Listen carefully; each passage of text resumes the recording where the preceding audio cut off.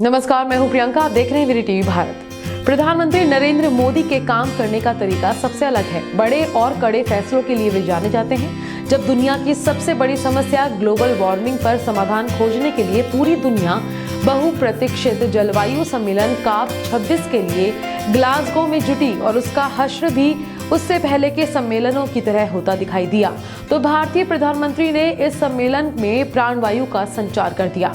दुनिया के सबसे बड़े प्रदूषक देश चीन के राष्ट्रपति की गैर मौजूदगी और रूस सहित अन्य देशों की अनमनस्कता ने इस सम्मेलन को निराशा का मंच बना दिया था। लेकिन जैसे ही भारत ने उस मंच से 2070 तक नेट जीरो इमिशन का लक्ष्य घोषित किया, मानो दुनिया को इस समस्या से लड़ने का एक मंत्र मिल गया हो। नेट जीरो इमिशन यानी 2070 तक भारत उतनी मात्रा में ही ग्रीन हाउस गैसों का उत्सर्जन करेगा जितनी मात्रा में वह अपनी सीमा रेखा के भीतर अवशोषित करने की क्षमता रखेगा।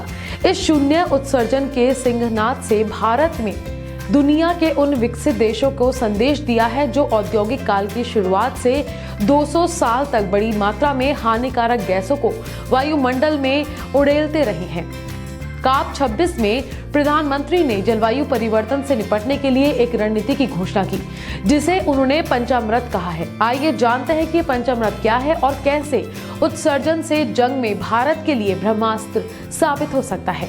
CEA की एक रिपोर्ट के अनुसार 2030 में बिजली उत्पादन के लिए गैर जीवाश्म ऊर्जा की भारत की स्थापित क्षमता 2019 में 134 गीगावाट से बढ़कर 522 गीगावाट हो जाएगी। इसके लिए सौर ऊर्जा की स्थापित क्षमता को 280 गीगावाट और पवन ऊर्जा को 140 गीगावाट तक जाने की आवश्यकता होगी। इसके अनुसार 2030 तक कुल स्थापित क्षमता 817 गीगावाट और बिजली उत्पादन 2518 अरब यूनिट होगा।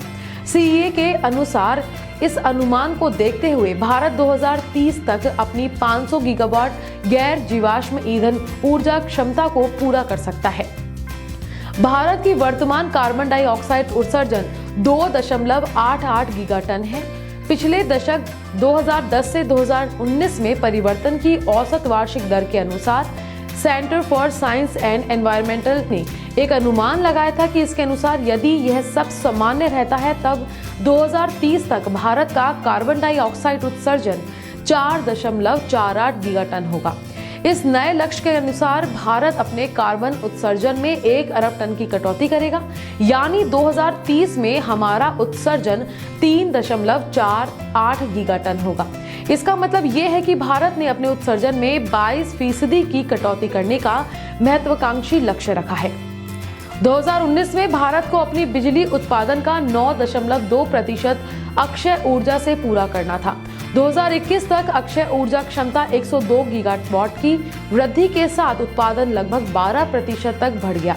हमें 2030 तक 50% बिजली उत्पादन लक्ष्य के लिए इसे बढ़ाने की आवश्यकता है। 2030 में भारत को 2518 अरब यूनिट बिजली की जरूरत होगी। यदि हम अक्षय ऊर्जा से अपनी 50% आवश्यकताओं को पूरा करने का लक्ष्य रखते हैं तो स्थापित क्षमता को 450 गीगावाट से बढ़ाकर 700 गीगावाट करना होगा। यदि हम जल विद्युत को नवीनीकरणीय ऊर्जा का हिस्सा मानते हैं तो हमें नई अक्षय ऊर्जा की क्षमता को बढ़ाकर 630 गीगावाट करने की आवश्यकता होगी। भारत ने 2005 से 2016 के बीच सकल घरेलू उत्पाद की उत्सर्जन तीव्रता में 25% की कमी हासिल की है। 2030 तक 40% से अधिक हासिल करने की राह पर है। अब भारत को परिवहन क्षेत्र, सीमेंट, लोहा और इस्पात, गैर धातु खनिज, रसायन जैसे क्षेत्रों से उत्सर्जन को कम करने के लिए अधिक उपाय करने होंगे।